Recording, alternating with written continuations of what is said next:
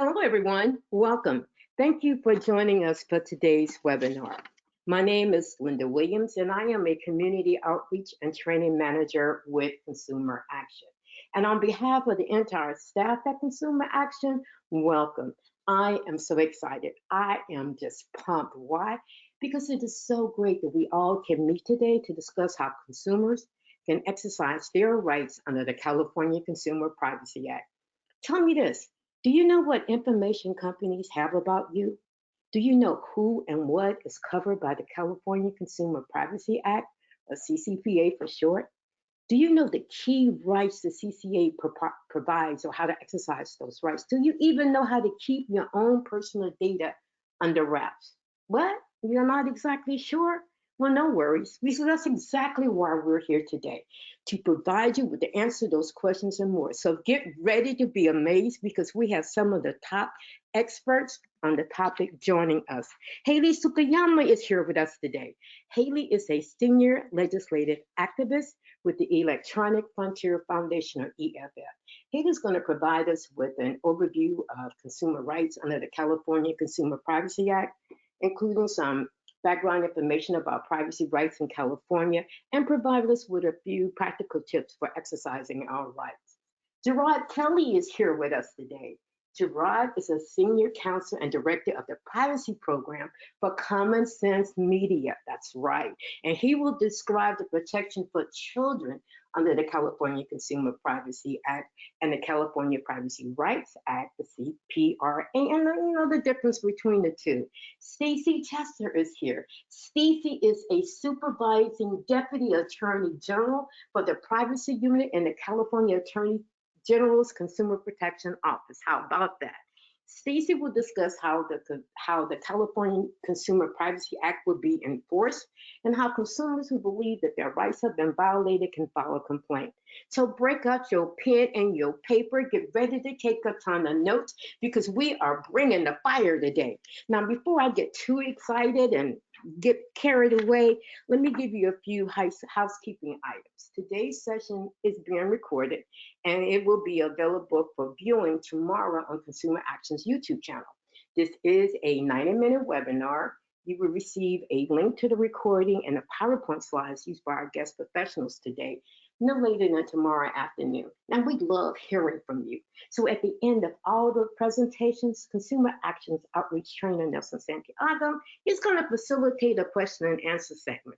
This is where we want to hear from you. So if you have any questions for our guest professionals, well, we have them all together here.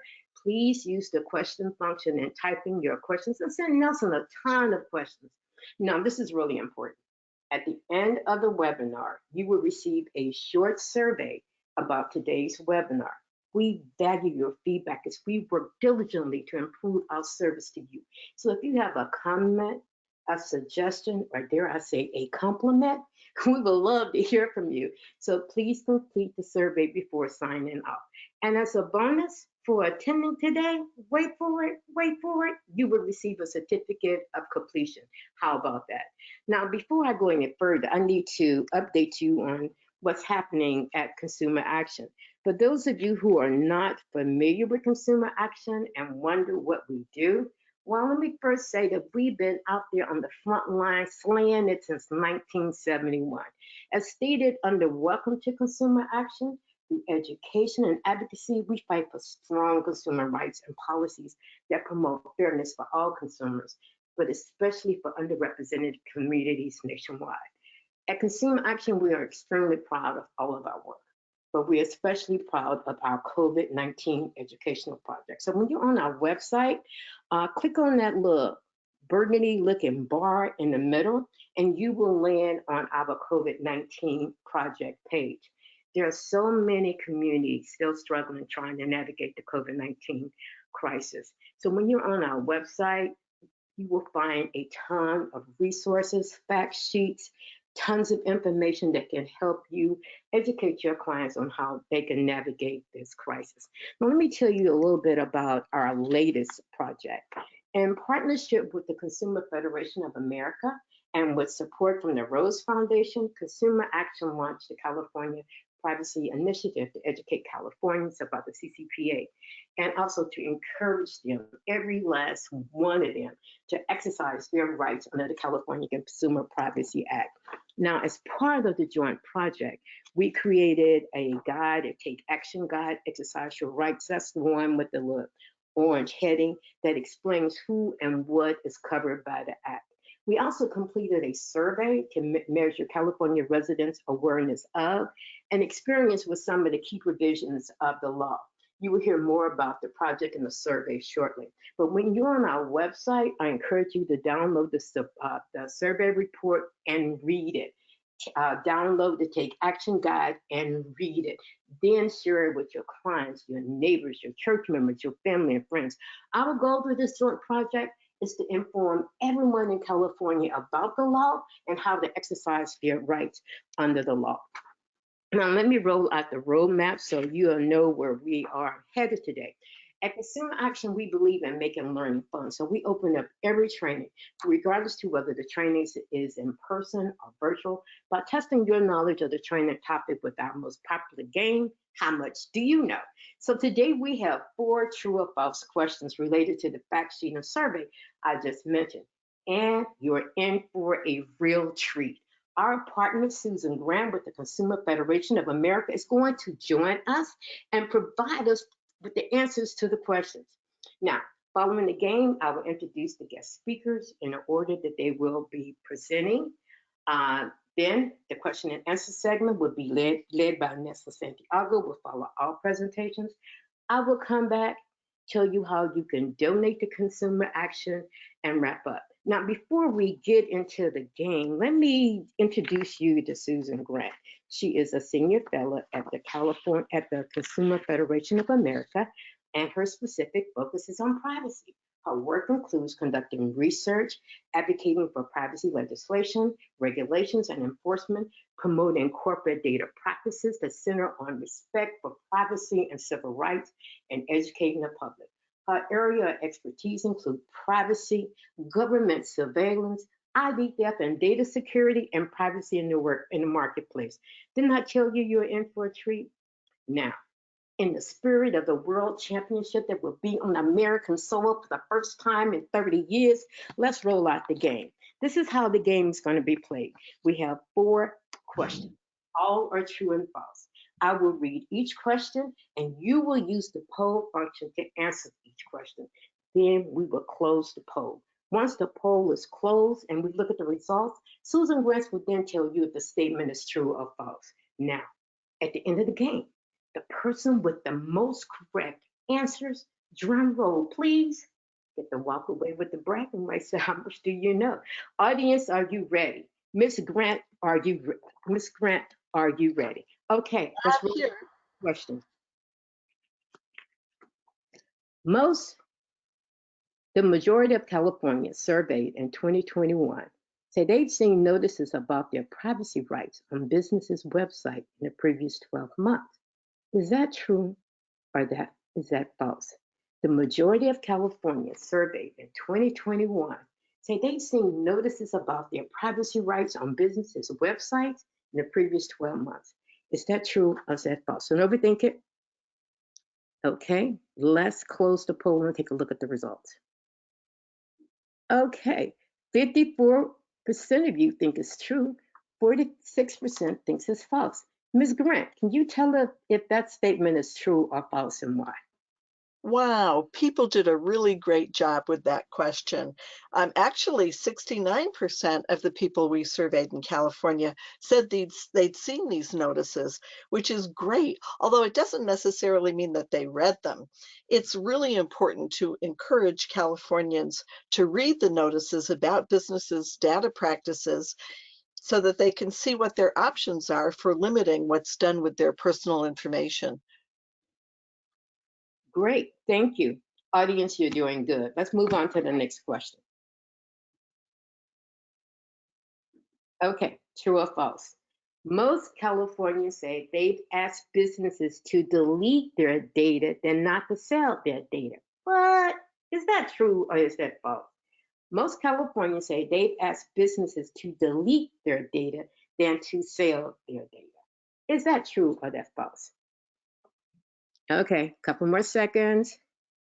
Let's close the poll. Wow, 24% think it's true. 76% think it's false. Let's ask an expert. Ms. Grant, can you tell us if that statement is true or false and why? Well, our guests are really on the ball here. It is false. 64% said they'd asked businesses not to sell their data, compared to 47% who asked that their data be deleted. And this may be in part because of the prominent "Do Not Sell My Personal Information" link that businesses who sell Californians data have to display on their homepages. Great. Did you get that, audience? Okay, let's move on to the next question. The biggest reason Californians didn't exercise their privacy rights is they didn't feel it was necessary. What? The biggest reason Californians didn't exercise their privacy right is because they didn't feel it was necessary? Is that true or is that false? Come on, don't overthink it. Don't overthink it. Okay, let's close the poll and take a look at the results. Wow, 58% says it's true. 42% thinks it's false. Let's ask an expert. Ms. Grant, is that true or is that false? Well, we fooled our audience that time. It's actually false. The top reason given by 48% of Californians who participated in our poll for why they didn't exercise their privacy rights was that they didn't know that they could. Again, that's why reading the privacy notices is really crucial. Thank you, Ms. Grant. That's right, you guys. Download that fact sheet, then download that survey and read it. Okay, so we're down to one last question. Let's roll out that question. More Hispanics say they've asked businesses not to sell their data than white or Black Californians. Is that true or false? More Hispanics say that they've asked businesses not to sell their data than white or Black Californians. Is that true or is that false? Okay, a couple more seconds.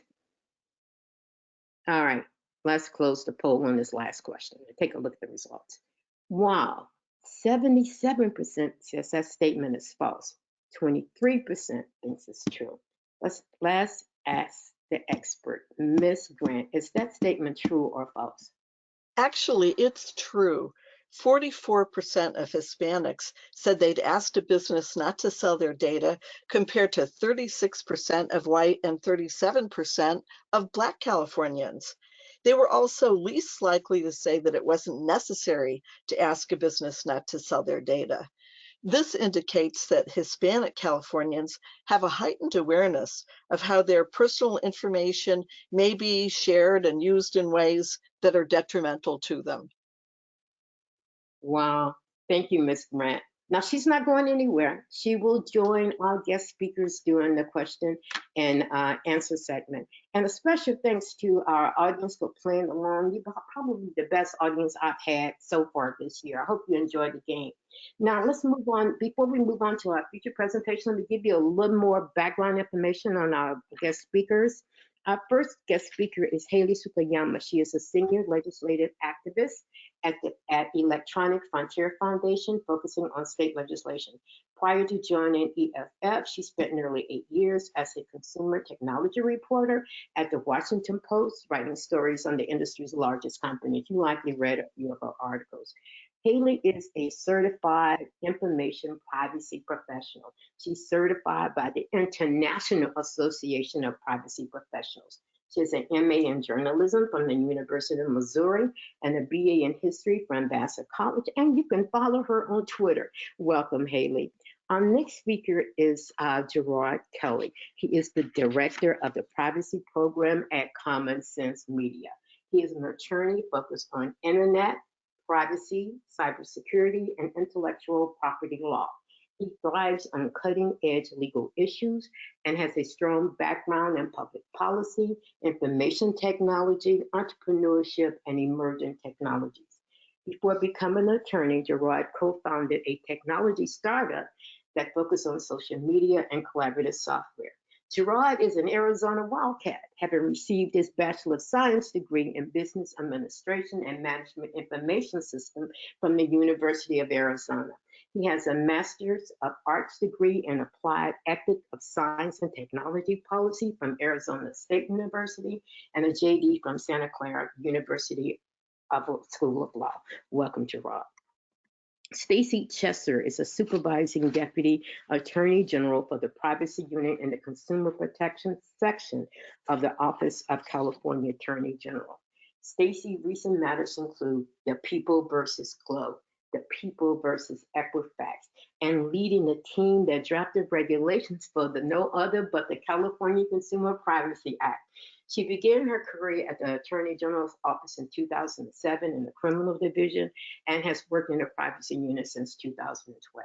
Stacy received her JD from UC Berkeley School of Law, where she wrote on privacy law issues for the California Law Review. Now that I've introduced you to our guest speakers, let me hand this off to Haley so we can learn more about our rights in the CCPA. Give me 1 second, Haley, and okay. You have control of the screen. All righty. Thanks so much. Let's see. Okay, well, thank you all for having me here today, and thank you for that lovely introduction. In my day-to-day work, I advocate with my colleagues at EFF for stronger privacy laws. I'm here today to talk to you about your privacy rights in California, especially under the California Consumer Privacy Act and the California Privacy Rights Act. These are really important laws that set a new foundation for privacy rights that we believe all states should continue to build on. But obviously, it's not enough to simply make sure we all have these rights. It's also important to let people know how to use these laws.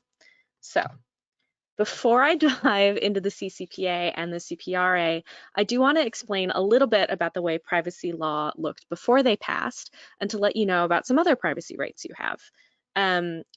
We've long recognized that there's a need to protect privacy, but the United States has traditionally taken what's called a sectoral approach to privacy regulation, meaning that it only adds protections for information in certain situations, the doctor's office, for example, or the bank.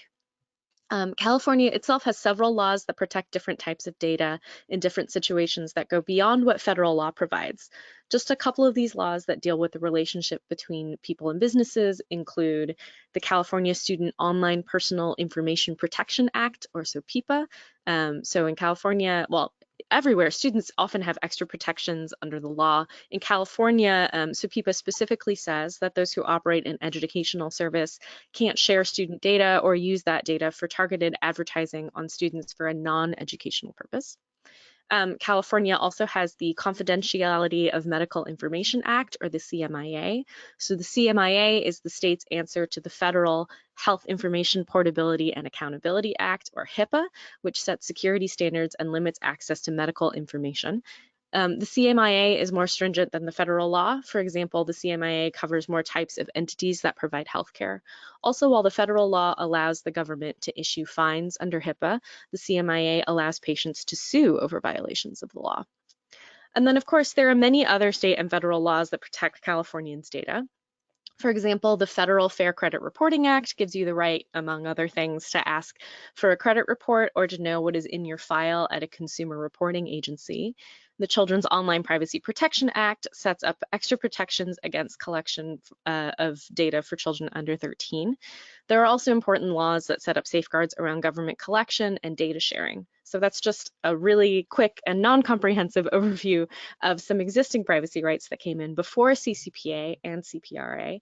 And I promise that I've just thrown a lot of acronyms at you, but I think I'm just going to stick to CCPA and CPRA for the rest of the talk. So let's go to,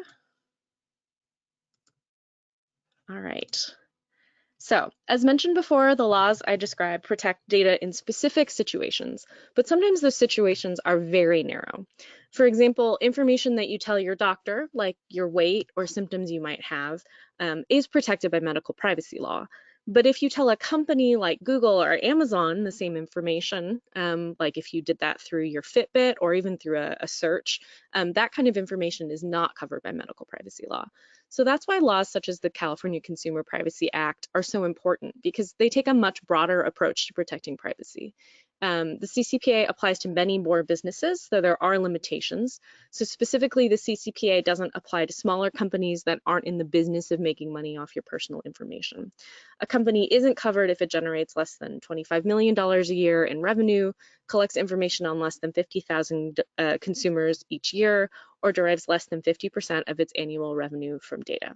For all other businesses, however, the law grants Californians some basic privacy rights.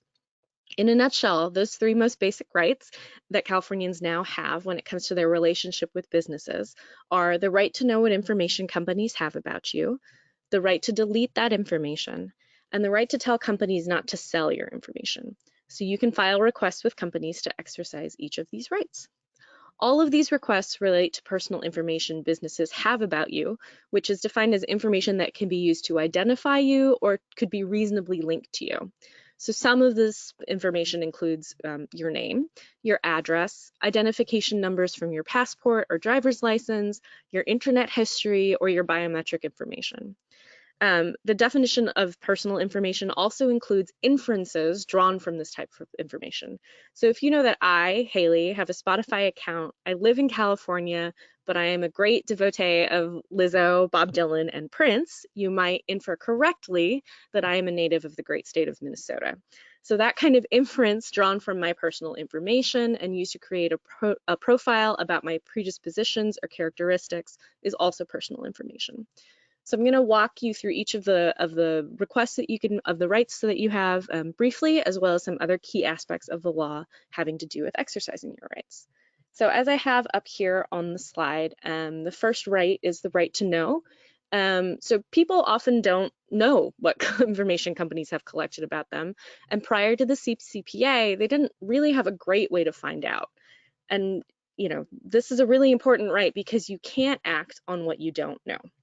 So if you make this kind of request, the right to know request, the companies are supposed to tell you what categories of personal information they've collected about you, what types of sources they've drawn that information from, why they collect it, for what business purpose they're collecting it, and the types of companies that they've shared it with. The second big right to know about is the right to delete this information. So this is another pretty basic right granted by CCPA. You can ask companies to delete information that they have about you. There are some exceptions to this rule. For example, companies only have to delete information that the company itself has collected about you. So if I have signed up for, store coupons, the store will have to delete information about, that they've collected about purchases that I've made there, or just anything that they've directly collected. But if they've gone to other data sources to augment what they may need to know about me to build a profile, they don't have to delete that information. So there are some limits. Companies can also deny requests if they want to keep information for fraud prevention or security purposes. So again, using the store example, if I often frequent one branch of Target and then suddenly I go to a different branch of Target and I buy a lot of, I don't know, iTunes gift cards or something, they may want to flag that as a possible indication of fraud, so they could keep that information even if I had requested it to be deleted. This right, like a couple of the others, have been somewhat modified by the California Privacy Rights Act, which I'll speak about shortly. So the third right I want to highlight for you out of CCPA is the right to tell companies not to sell your information. This is often referred to as the opt-out of sale, and this idea is probably familiar to many of you because, as Ms. Grant referenced, you often see that "do not sell my information" banner or link as you browse the internet. These links providing information on how to file these requests have to be displayed on company websites, but not all information that you might think counts as personal information is included. However, information that's covered by other laws, such as financial or medical privacy laws, are often not covered in these requests, though of course they do retain the protections that they get under those other laws. The right to opt out of sale is a really important one as well, because often consumers are really in the dark about sort of how their information moves around the data ecosystem. And so being able to exert some control over how your information moves through that system is really important. So, what to know about exercising your CCPA rights. So, to comply with the law, companies are required to offer their customers 2 ways to contact a business to make requests.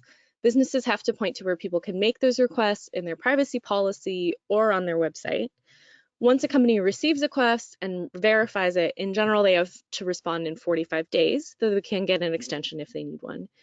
They also can't charge you for a reasonable request, and generally they have to give you the information in a format that your computer could actually read. So they can't just say, well, we have this really special system that prevents us from sharing that information with you. So crucially, the CCPA also makes sure that companies can't unduly punish you for exercising your privacy rights.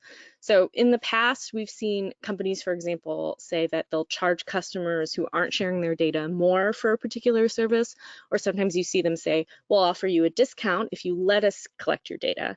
EFF believes that this is essentially charging people money for their privacy rights, and we believe that that is wrong.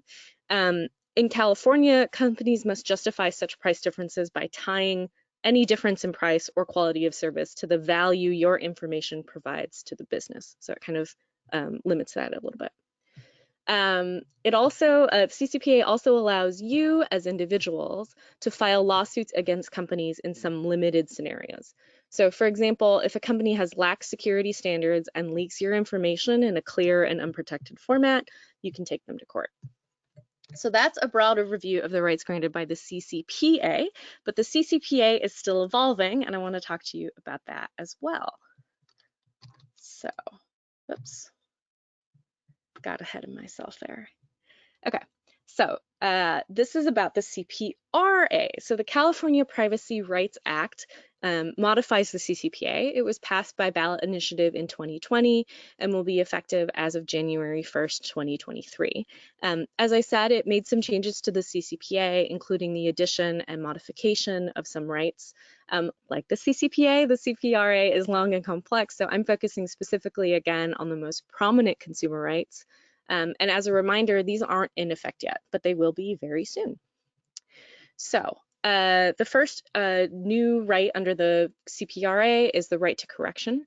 So the CPRA gives people a new right to correct inaccurate personal information that a business keeps about you. Because information that businesses keep about you can be shared widely and used to evaluate things such as your creditworthiness, it's important that this information is accurate. Businesses have to make you aware of the right to correct the record and are also supposed to pass on the corrected information to any service providers or contractors that work with them, or at least make it possible for those types of firms to make the same sort of correction in their own databases. Second thing I want to highlight is the right to opt out of the use and disclosure of sensitive personal information. So the CPRA introduces a new category of data called sensitive personal information. This includes key identity information such as your race or religious beliefs, as well as granular data such as specific geolocation information. Under the CPRA, you'll be able to ask businesses to limit the use of this kind of information for certain purposes. Those purposes are still yet to be defined in a process that's ongoing that we may hear about later. But if a company wants to use it for other purposes, then they'll have to include a link that says limit the use of my sensitive personal information of some kind on their website or privacy policy, or to respect a browser signal that lets you opt out of this kind of use automatically. There are also some changes to the key CPPA rights that I outlined earlier. So there is an expanded access right. The CPRA expands the CCPA's right to access, which was initially limited to the 12-month period before the request was made. So under CCPA right now, if you make a request, you can only really get information back to a year before you made the request. In 2023, though, there will be no time limit. However, businesses that delete data for some reason, and a lot of businesses delete information for security purposes, right? Because it's safer to, it's easier to guard data you don't have. But anyway, businesses that are required to delete data for some reason are not required to keep that personal information for any specific period of time. There are also some changes to the right to deletion, as I mentioned above.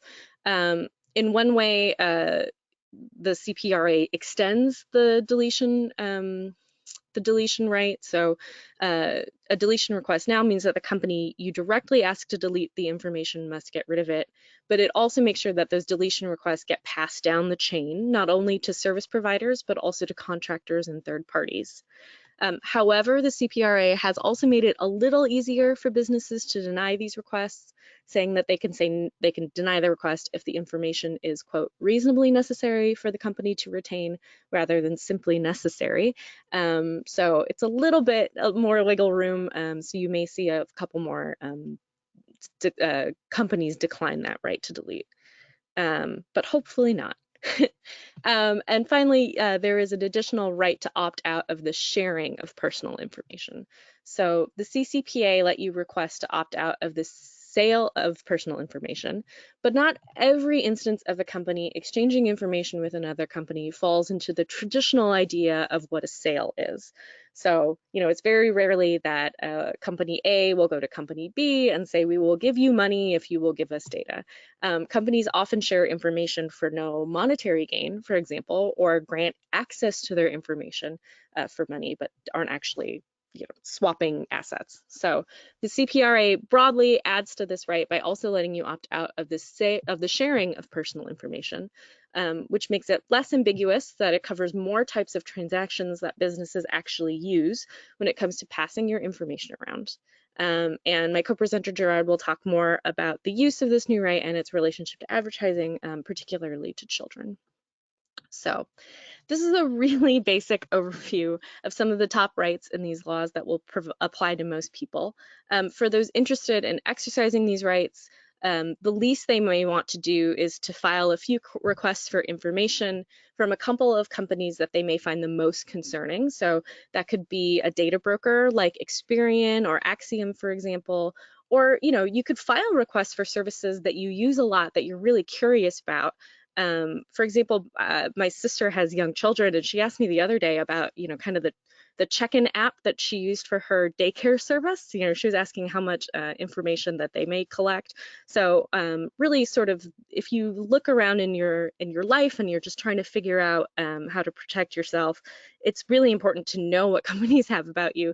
And so you can just kind of think about the companies that you interact with most that you're most curious about. If you feel motivated to do more, or if you're troubled by what you find out from what the right to know requests tell you, you can follow up with requests to delete or to stop selling information. If you want to be a little more proactive, you can also download plugins, including, I have to say, EFF's Privacy Badger, but also plugins from companies like Mozilla or DuckDuckGo or Brave, to name a few, to your internet browser that kind of lets you set an automatic opt-out signal to businesses saying that you'd like to opt out of data selling and sharing. So again, that was a really broad overview. The CPA and CPRA also have specific rights for parents and children that will interest many of you. And so I'm going to kick it over to my, well, I'm going to kick it back over to Linda, who will then kick it over to the next co-presenter. So thank you very much. Haley, thank you. Audience, I hope you enjoyed that great presentation from Haley. And if you have any questions for her, please put them in the chat box so Nelson can capture those questions. Now let me turn the presentation over to Gerard Kelly so he can tell you about the protection for children. Gerard, you should have control. All right, let's see here. There you go. That was a really great overview of the CCPA and the CPRA. I'm going to go into a little more detail on how it impacts kids and families. It's just a quick overview of common sense, who you folks may not be aware of what we do. We really try to help parents, educators, consumers, privacy, folks like yourselves who want to know more about the privacy practices of the apps they use every day. So we're not normal and that we enjoy reading privacy policies. We really do. And so we try to help, take out the guesswork of understanding which apps sell your data, what protections different products have.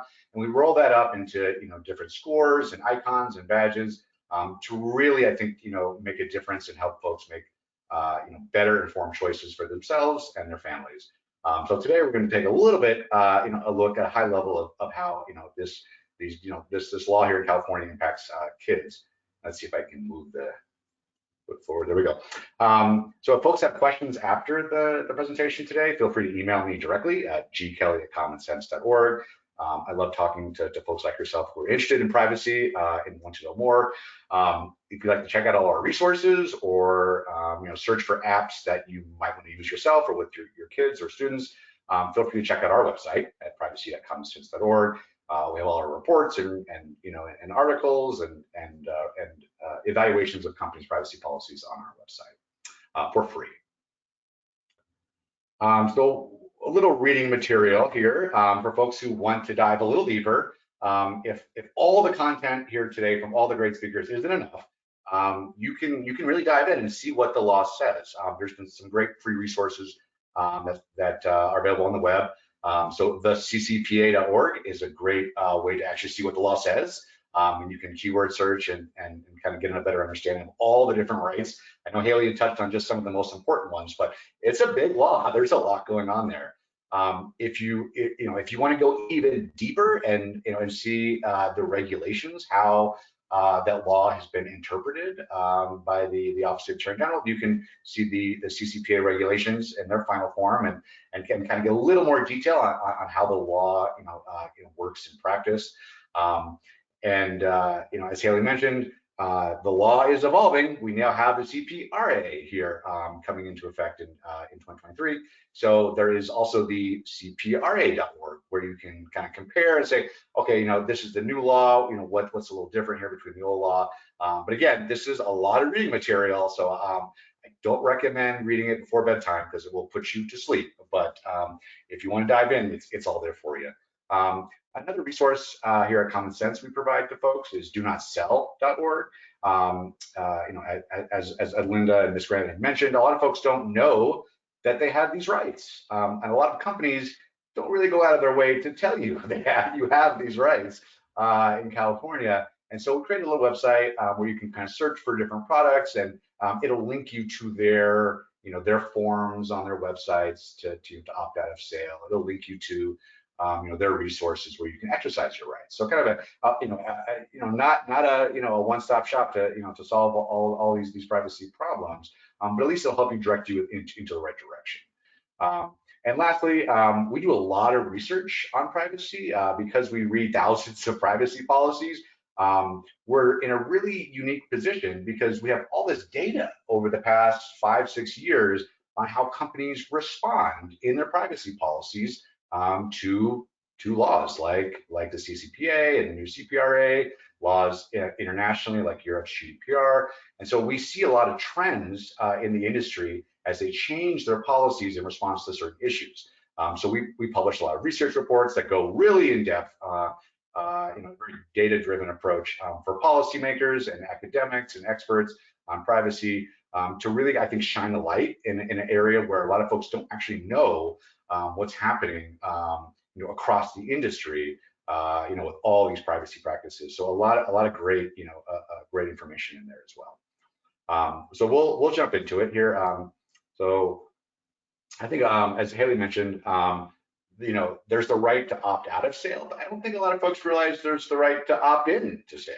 But to kind of set the stage, as we know under CCPA, that first bullet point, a business cannot sell the data of children under the age of 16. However, a parent or guardian, they can provide opt-in consent for the sale of their child's data who's under 13. Maybe there is some sort of prize or discount or offer. Maybe there's some reason why a parent would want to opt in as part of an application or service that their child is using. But the law does give teens some agency here. So teens over the age of 13 but under 16, they can provide opt-in consent themselves. Maybe there's something specific that for an exchange of value of their data to this app, they can get some sort of extra, whether it be some, digital asset or or something related to the game or app. Teens can make that decision on themselves. But under the regulations on CCPA, businesses must provide some reasonable method for parents to say, hey, look, I'm actually the parent of this child. I'm going to provide that consent, to opt into the to sale to third parties. And typically, that's understood to kind of relate to federal COPPA, the Children's Online Privacy Protection Act. It lays out a lot of different ways that parents, for example, can provide consent for their child, like giving a credit card number, for example, if it's a subscription service or additional asset that they're purchasing in conjunction with the service. Or there's Email Plus, where the company can, for example, contact the email address of the user who's a child and forward that to the parent, and the parent can, through email, they can make a phone call to a representative of the business to provide consent that they are, that guardian of the child. But there's a lot of ways that is already provided for under COPPA. And so, when you really look at how kids are impacted under, the CCPA, they try to really integrate really well with a lot of protections that are already afforded to kids under federal COPPA. And so when we look at what's more commonly known as the opt-out of sale for kids, I think a lot of folks don't realize that parents can actually opt out of sale on behalf of their children under 13, because a lot of times, inadvertently, the app, the business, the service, they don't know the age of their user. And parents are like, oh, you're using this app? And so parents can contact the developer and say, hey, look, this user is actually under the age of 13. I'm the parent. I'm providing consent to opt out of sale. So they're going to continue to use the product. And that happens quite frequently. I think there's a good example of in New Mexico, the state attorney general filed a lawsuit on Angry Birds. Folks are familiar with that, a popular mobile game where you are slinging birds at pigs. And in that case, they're not asking for the age of the user necessarily. And so parents are not able to give consent for a lot of different purposes of the collection and disclosure of their data of their kids. And so parents would need to contact Angry Birds and say, hey, look, my user is actually a child. Your privacy policy, your practices allow the sale of all users, right? So that happens inadvertently quite a bit. And so we want to make that clear that parents also have that additional right. However, parents can change their mind if for some reason they opted in to allow their child under the age of 13, they need to be sold for some discount or offer or digital asset. They can also opt out again.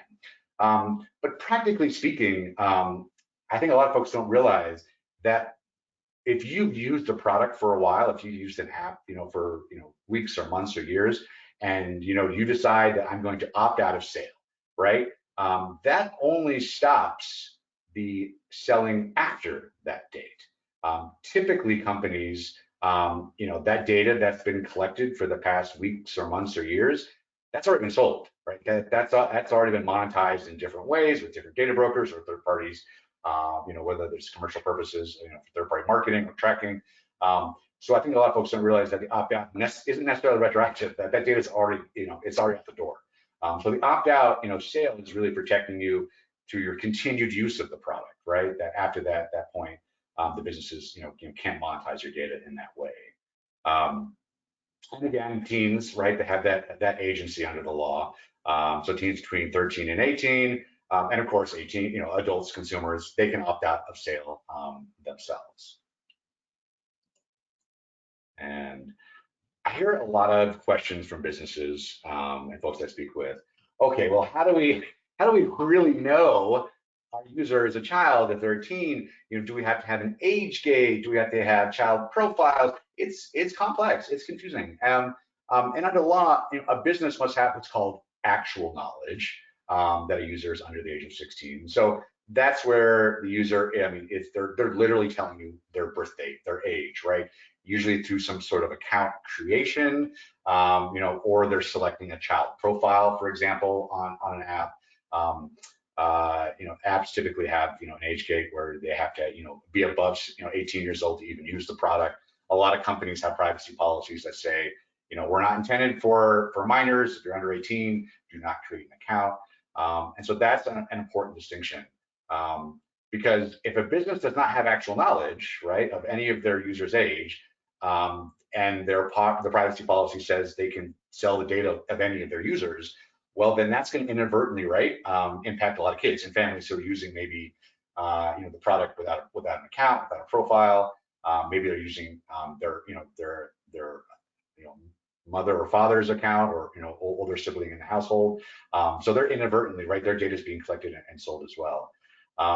However, there's a little bit of protection here. The CCPA provides that a business that completely willfully disregards, that means like they intentionally do not want to collect the age, of the users of their product, then they actually have actual knowledge, right? So that puts a little more teeth into the law, where companies that pretend not to, that kids are using their platform would still actually, be liable for kids who are under 13 and, for example, selling their data without that opt-in consent. That gets a little murky. That gets a little gray, right?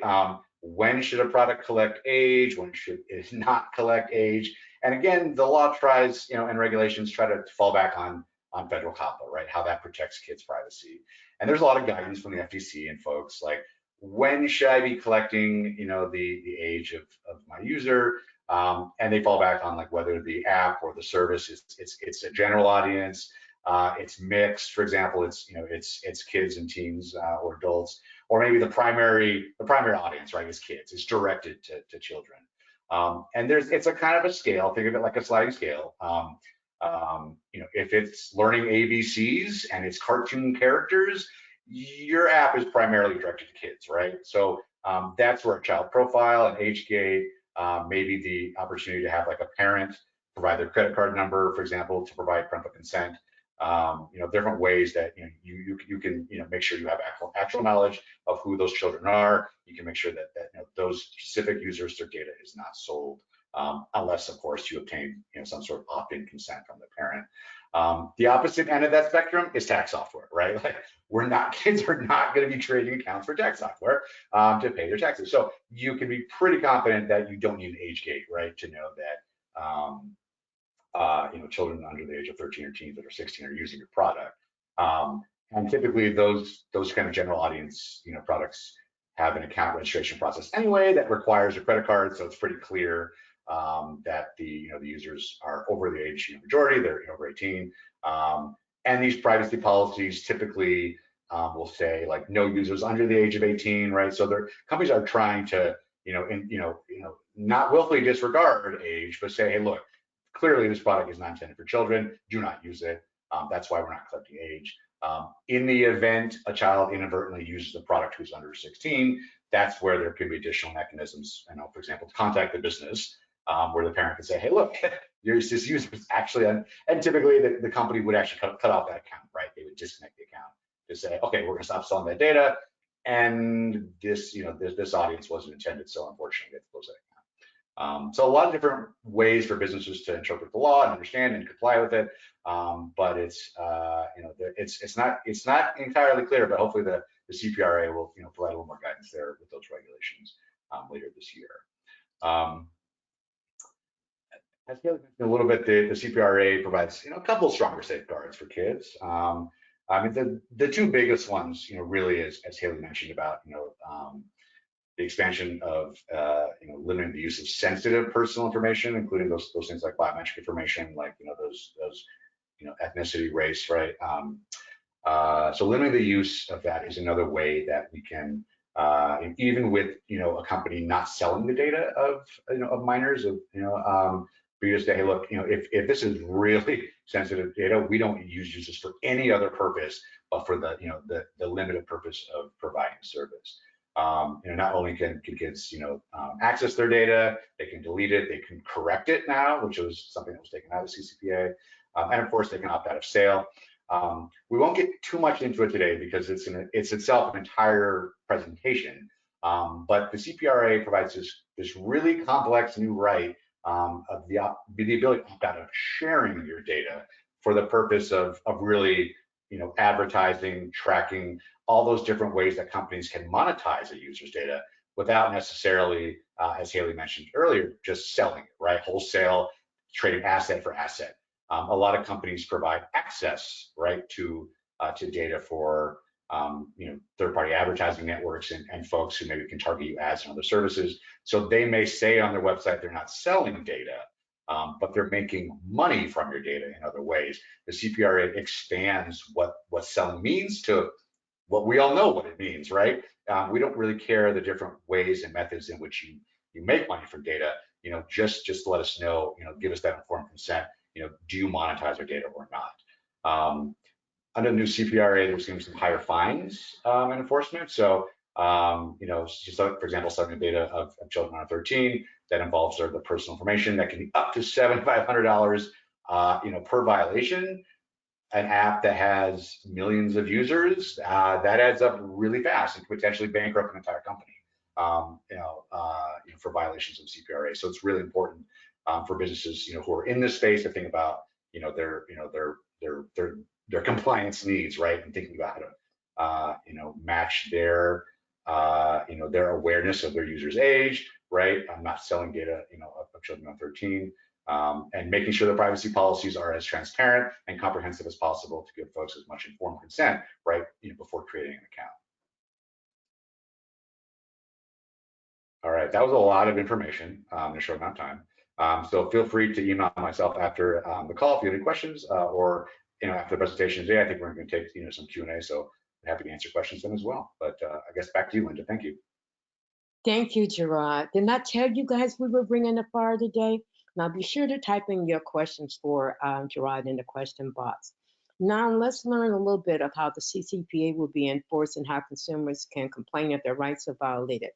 I think we're going to try something a little tricky here. I think Nelson is going to make Stacy a speaker, a presenter.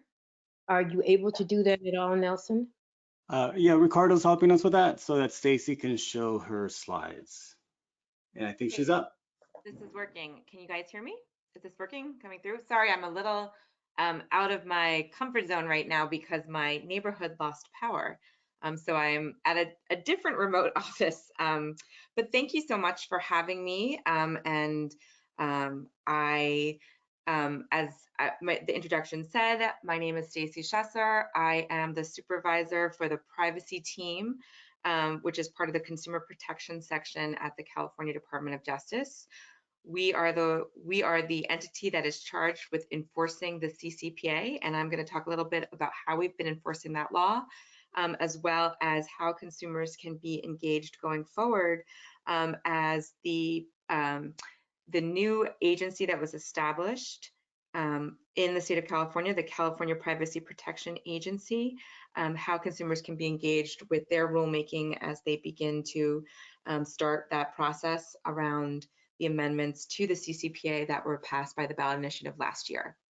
A quick disclaimer, these are my views. They should not be attributed to the state of California or the Attorney General himself, but this is my typical lawyer disclaimer, and I hope folks understand. So I just want to talk a big picture first about CCPA and consumer protection overall. The goal of the Attorney General's office is about protecting consumers. That is always our top priority in terms of how we approach cases and investigations. We are thinking about how to advance consumer privacy. We are thinking about how to protect these new rights that are unique to California. And as Haley and Gerard both went through, they're really critical for establishing a new baseline for what consumers can expect when they are engaging with businesses. We are thinking about, is the law working for consumers? Are businesses complying with the law? And what we think about when we approach enforcement is whether or not the law has been violated. I'm sure today we can all walk away from thinking about the fact that this is a pretty complicated statute. It's a pretty complicated law. There's a lot of different nuances, but we are, very much focused on looking at whether or not businesses are in compliance and enforcing both the statute, the CCPA's the text of the statute, as well as the regulations that we had promulgated and were adopted and finalized in August of 2020. On our website, we provide some case examples or some examples of what we've done so far in terms of enforcing CCPA. A quick bit of a reference point, the Attorney General is right now the only entity that really can enforce the CCPA, except for a limited private right of action as it relates to data breaches. The CCPA allows for consumers to actually sue if their data has been breached in terms of specific areas of their data, for example, their social security number, their financial information, and there's a minimum amount of damages that they are entitled to if it turns out that the data breach was the result of negligence.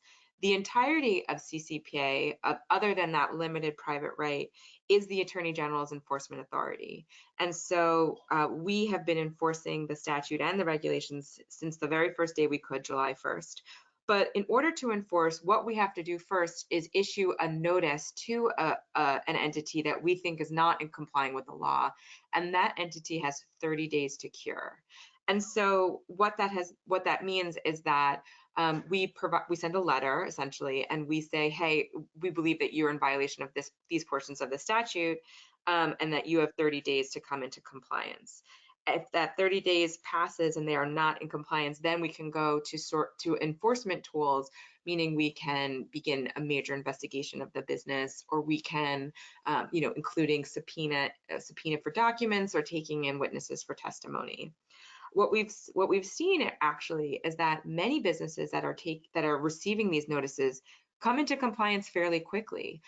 We've done a little bit of analysis, and we've sent out a significant amount of notices since we started enforcing the law on July 1st, and about 75% of companies come into compliance right away, and those other 25% are in the process of coming into compliance, or we are taking further action. One question that we get a lot is, well, how do we know which businesses to start investigating? One way in which we begin an investigation is based from consumer complaints. So our office has a public inquiry unit, PIU, and consumers can complain directly to PIU by a phone number or going to www.oag.ca.gov/report. And filing a report with our office, and every single one of those complaints are reviewed, and some of them have become the basis for us to take further action and investigate CCPA. So for example, on the website where we list different case examples, some of those examples are from cases where consumers have complained about a business not complying with CCPA. We have sent that business a notice and they have come into compliance. Other ways in which we have investigated companies for not complying have been our, boots on the ground, which what I refer to as my own team. I supervise a team of attorneys, and that team sometimes just moves through the world as consumers and thinking about how privacy is important to them, and looking and seeing if the businesses that they are directly interacting with as consumers themselves, if whether or not they are in compliance or if they're not complying with their requirements under the law.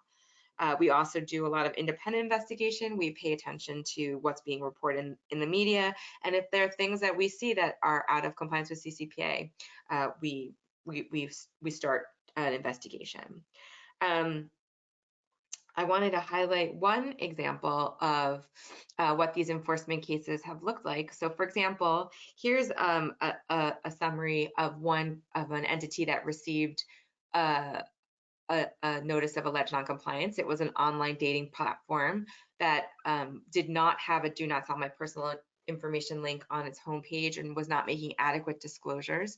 And they came into compliance by posting the link and updating its privacy policies. So some of the things that we look for example, are businesses making it easy for consumers to opt out of the sale of personal information, such as posting a do not sell my personal information link on their homepage? Are they posting sufficient notices that are easy for consumers to understand? And these are the kinds of things that we have issued notices on. We've enforced across industries. For example, we've sent notices to a social media network, children's online event seller, an online dating platform, in advertising, children's toy distributors, a classified ads platform, mass media and entertainment business, data brokers, online pet adoption platform, mobile games developer. So really, we're trying to do a very, very broad amount of enforcement, and thinking critically about what will have the greatest impact for consumers. We are also enforcing regulations, for example, if things are difficult for consumers for example, if consumers are complaining that a business is making it very difficult for them to verify before they receive information pursuant to a request to know, or if they want to delete their information, as well as if a business is requiring that a consumer verify in order to opt out of the sale. The regulations set forth that there is not a requirement for verifying a consumer's identity before opting out. That should be a very easy right to be able to execute. And so that is another thing that we think about as well. And again, we are also focusing on kids, which is expressed in the statute, as Gerard helpfully went through just before.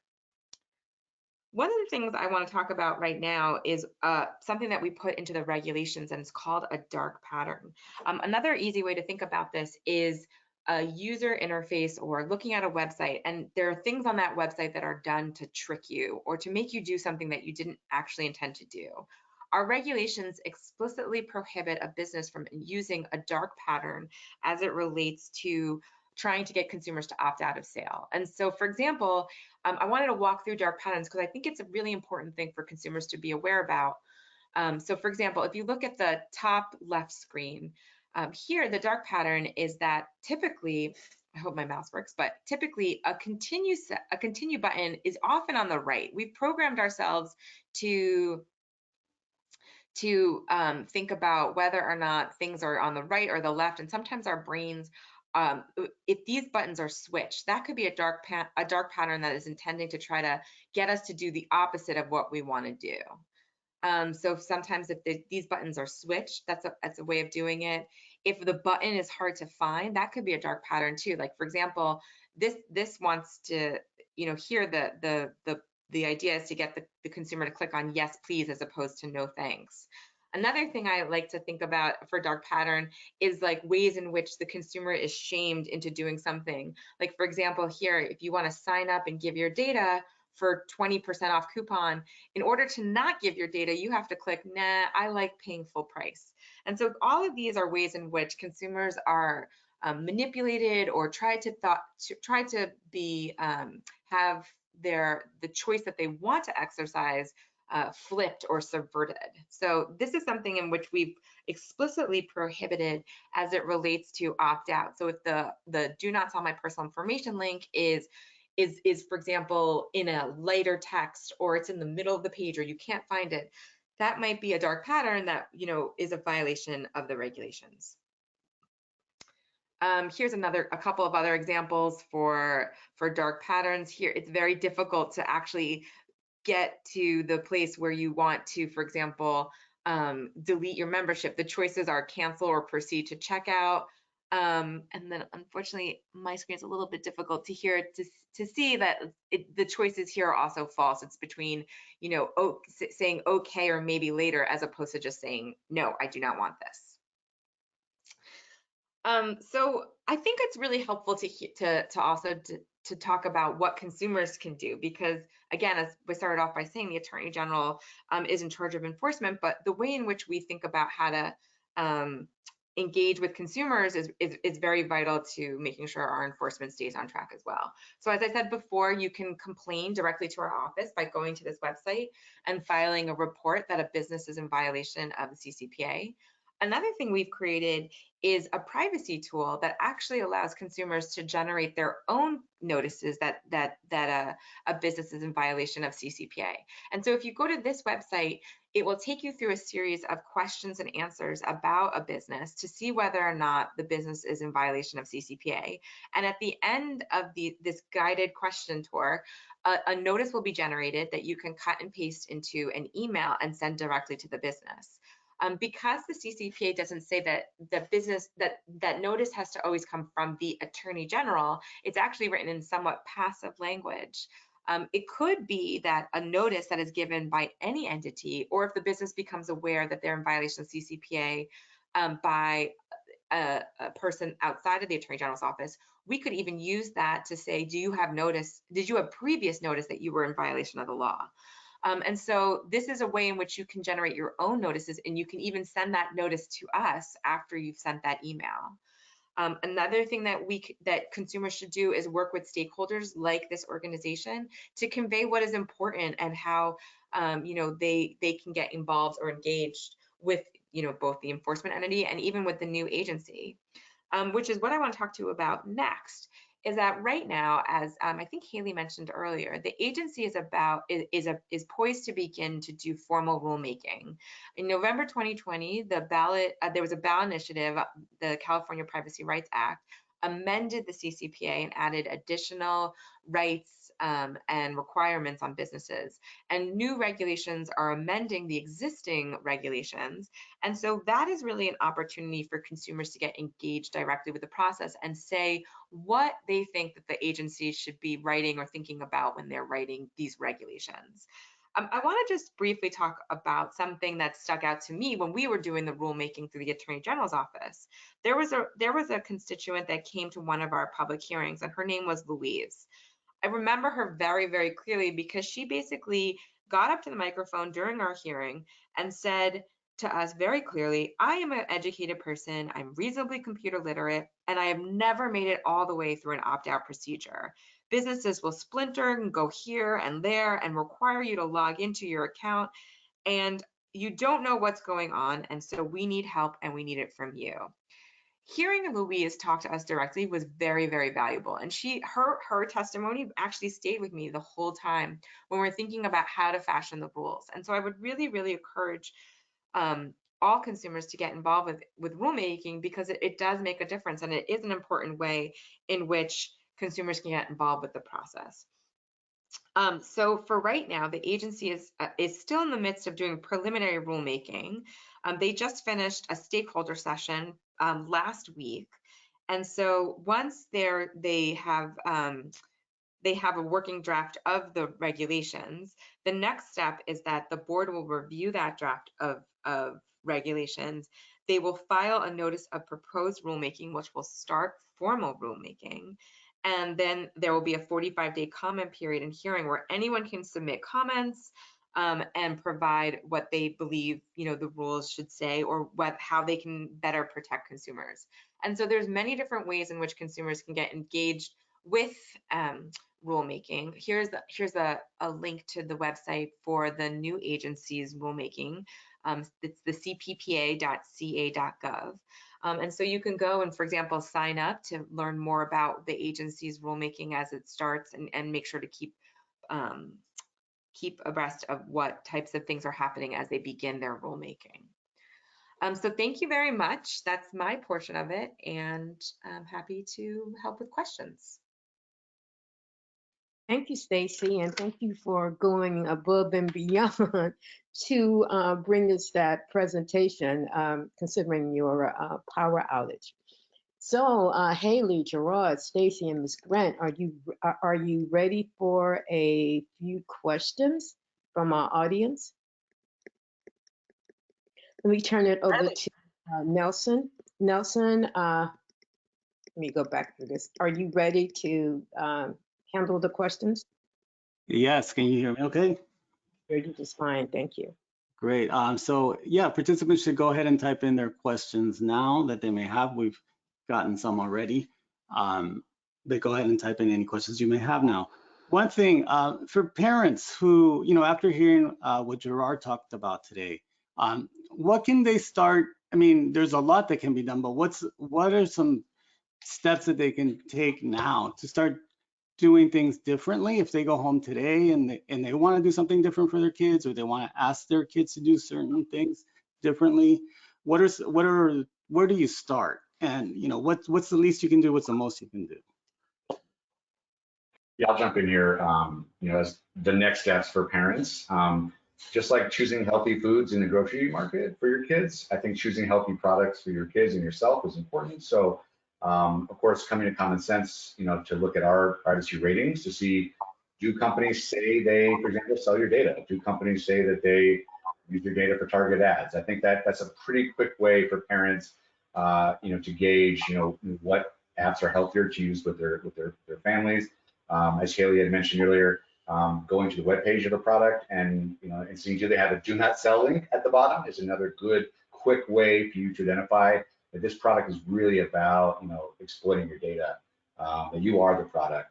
All the way to maybe the more complex. If you want to read a privacy policy of a product, you're interested in what they collect, how they use it, searching for keywords about target advertising, commercial purposes, selling, all that can give you a pretty quick indication of how they make money, and that'll help you choose healthier products for your children. So. Gerard, can I interject here too? I Please. would like to add one more thing.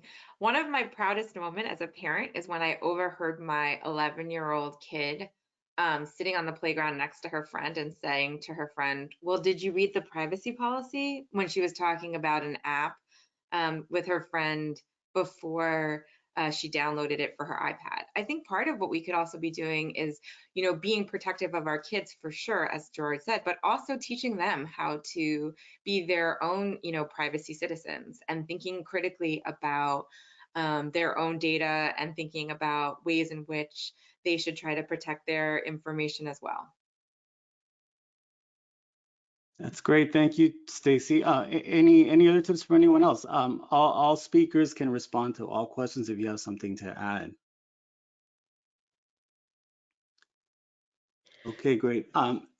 Another thing, if somebody decides that they're going to take steps to ask companies to see what information is being collected, what kind of information are they going to be asked for? What do you have to provide them in order to find out what they're keeping about you? How much do you have to turn over about yourself to learn more? I can take this question if that's okay, and Haley, you can jump in too. Yeah. But what that's going to is that the CCPA requires that a company provide information pursuant to something called a verifiable consumer request. And so what that means is that a consumer has to verify that they are the consumer that the business has information about. Because a very bad result, for example, of CCPA would be if a company turned over information to the wrong person because they weren't certain, or the person had not authorized that disclosure of information. It would be a breach, and in some cases it could be very damaging and even result in consumer harm. And so unfortunately, the easiest answer I have for you maybe is slightly frustrating, but it really depends. The business is the entity that's responsible for determining what a consumer has to provide in order to verify that their identity is the correct identity. Like, they are the ones that have to provide that method for verification. A lot of businesses allow verification if you have an account with them. So you have to, for example, log into that account and verify your credentials through that. But otherwise, it may be that the business, and it's required to, has verification instructions in their privacy policy. So that's another way in which you can determine how to properly authenticate or verify that you are the correct person seeking to have your information provided to you or deleted. So I agree with everything Stacy just said, and I would just add, this is Haley, sorry. I would just add that, we have seen some, just so that consumers are, just people are aware, we have seen some reports of businesses really asking for a lot of verification. So sometimes they want, for example, notarized documents or something like that. So, I personally believe that's probably too high a bar for verification to require something like a notary, but folks should, sort of take a look at what policies they have listed and be prepared that, some companies are not necessarily wanting to give over this information easily. And so there may be some hurdles that you might encounter out there. Great, thank you, Haley and Stacy. Somebody's asking, with many companies using apps, Android and iOS apps, instead of websites, how do required notifications apply to apps? So I'll take this one too, and Haley, Gerard, please jump in.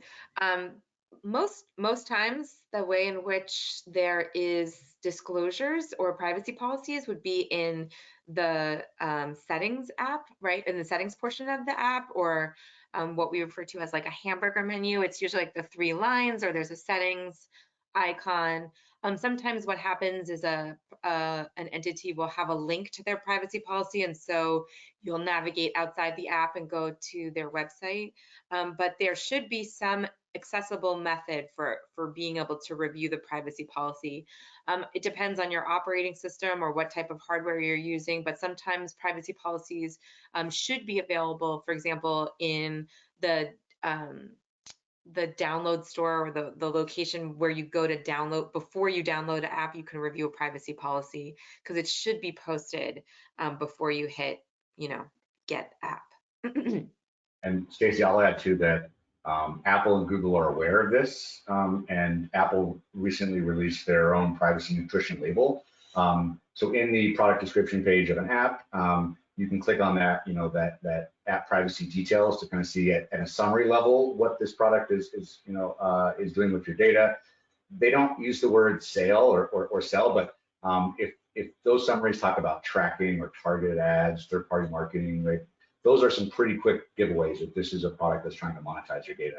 So probably not the healthiest choice for yourself or family. And Google's also launching, I think this month, their own safety section. So kind of a similar label in their Google Play Store, where folks will at a glance be able to see a summary of this app's privacy practices. And if you see some of those red flags, that can help you determine even though you might be paying for a product, even though there might be in-app purchases, companies can still monetize your data. But as Stacey mentioned, it's always good to check the privacy policy as well, because sometimes app developers don't understand how to self-report their privacy practices. Maybe their policy is several years old, it was written by a lawyer or another privacy consulting firm. So make sure that the privacy labels in the app stores actually match what the company's privacy policy actually says. Can I also go back and just point one thing out that Haley mentioned? I just want to piggyback on something she said to the previous question.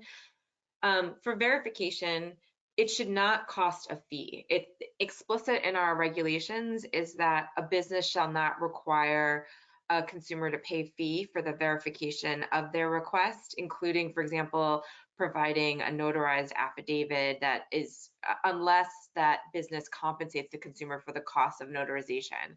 And so that is an area which we are looking at in terms of investigation. So if there is a fee associated with obtaining a CCPA request or providing a request and verifying your identity, that's something that should be complained about to our office.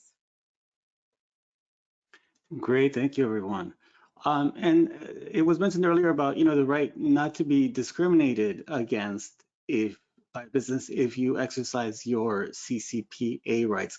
Can you tell us a little bit more about that? Because then you've heard things along the lines of, but you can get a discount if you agree to share data. What is that distinction? Yeah, so I can hop in a little bit here. I mean, quite frankly, this is an area where EFF thinks that these laws could and should be stronger. But so as I said in my presentation, there is a right not to be discriminated against, which means that you shouldn't really be given a much higher price or a much worse service if you exercise your rights. In California, though, there can be a price difference or a service difference related to the value of your data to the business. And so, it shouldn't be too much, but it is a sort of attempt to say, well, consumers' data has a value to the business, and so they should be able to sort of address, the effect of someone making one of these requests. So I don't know if Stacey or Gerard, you want to add to that at all? I don't have much more to say. This is one of the more complicated areas of the law because I'm sure people have heard before that there's two things you don't really want to watch being made, and one is sausage and the other is legislation. But this is an area of the law where there were two really distinct paragraphs put that were separate and were put together. I think it's, in my mind, I think it's easier to think about the fact that like the anti-discrimination is not what we think about when we think about discrimination in the larger sense. It's really about like, you should not be retaliated against by the business for exercising any of your CCPA rights. And so that's really what discrimination refers to. And the business has requirements too, if they do charge you a different price or service, or offer some type of financial incentive in return for your data, to making a very, to providing notice about what that financial incentive involves, and setting forth a reasonable calculation of the valuation of your data. And so that's an area actually that the Attorney General recently issued a press release about, doing a sweep of companies that were operating financial incentive programs and didn't have a sufficient notice. So that's something that we are trying to think about a little bit more in terms of how consumers have been impacted. Great, thank you. Somebody's asking here a question related to credit bureaus, but it's on this issue of verification and what's used to verify. So the question is, how can, even though it's related to credit bureaus, but how does it apply to what we're talking about now? The question is, how can you get a credit bureau from using info that doesn't belong to you as a verification? So in that case, she says, in her case, they use her ex-husband's or ex's extended family information from a different stage. She says, I don't know where they live, marital status, address they've ever lived at, etc., and always have to jump through hoops. How do they come up with these things that they want you to provide for verification, and can that be changed?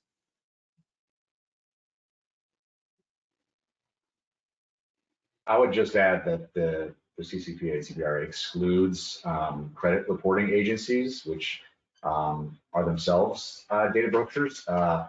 So you would need to contact those agencies, each one of them individually, and correct your data. And there's some verification methods you can provide those agencies, like government issued IDs and whatnot, to make sure you're the individual who's verified to change that information. It sounds like they have some outdated information, maybe Experian or Equifax have something different, and that's why they're trying to verify you with outdated information. So I'd contact those credit agencies. Okay, thank you. Let me see a few more questions here. So oftentimes websites restrict access to some content when you ask them not to sell your information or limit cookies to only functionally necessary. Is that the case?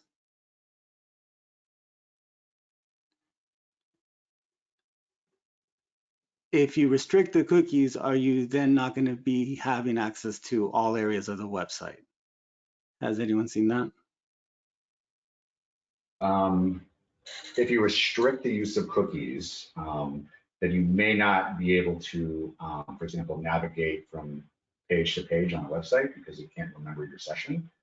So it is very reasonable for a business who has a service online, for example, to say, I can't provide you all the comprehensive, robust features because I can't, maintain your status from maybe feature to feature. So that's legitimate, but to deny the entire service or entire feature because of your denial of cookies, it'd have to be case by case basis. But yeah, that would be the only requirement, if that answers the question. Mm-hmm. Great, thanks. And then we have a question. What are the future outreach plans of the Attorney General's office to further educate California residents in this area of privacy? So the Attorney General's office does some outreach. We have an outreach team, but our primary role is really as the chief law enforcer. And so we are really devoting a lot of our resources to investigation and enforcement. But we try to do as much civic engagement as we can. We try to post helpful information on our website. There's a frequently asked questions on our CCPA website that provides information about how consumers can exercise their rights under CCPA, for example. And the new agency that was just established by the ballot initiative and under CPRA, the California Privacy Protection Agency, has a requirement of doing education for businesses and consumers. And so we are excited that there are additional privacy cops on the beat, so to speak, that will be doing more consumer protection work along with us. We also try to do education through, for example, our local partners. So we work with consumer protection district attorneys' offices and county councils and city attorneys as well. But we try to do as much as we can, although there's always room for more. Great, thank you. Another question, besides protecting kids, is there any protection for development disabled adults, including those with dementia?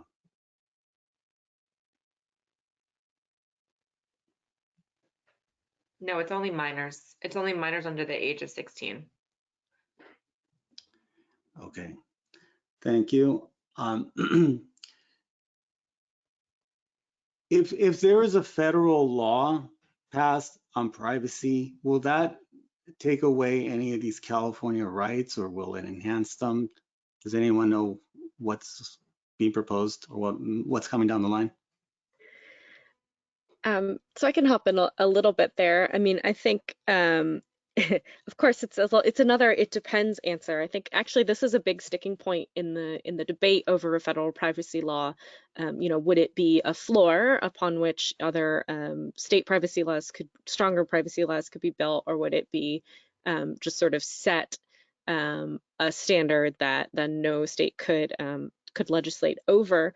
At EFF, we have our own idea about what that should look like. Both, well, really, we believe that it should be a floor that we can build on. But that is a real sticking point on the federal level, because I think there is some desire to see a unified law across the country, so that everybody has the same protections, and so that businesses only have to comply with one standard. But we would not want to see a federal law diminish any of the gains that we've made here in California or in other states. And a good example for what Haley is talking about right now, for example, is HIPAA, right? HIPAA, or the federal privacy bill that protects health-related information by covered entities, that established a floor, but allowed states to continue to protect privacy on top of the floor that was established by HIPAA, which is why, as Haley mentioned earlier, we have the state law in California called the Confidentiality of Medical Information Act, which provides additional health protections to consumers and regulates similar entities under HIPAA.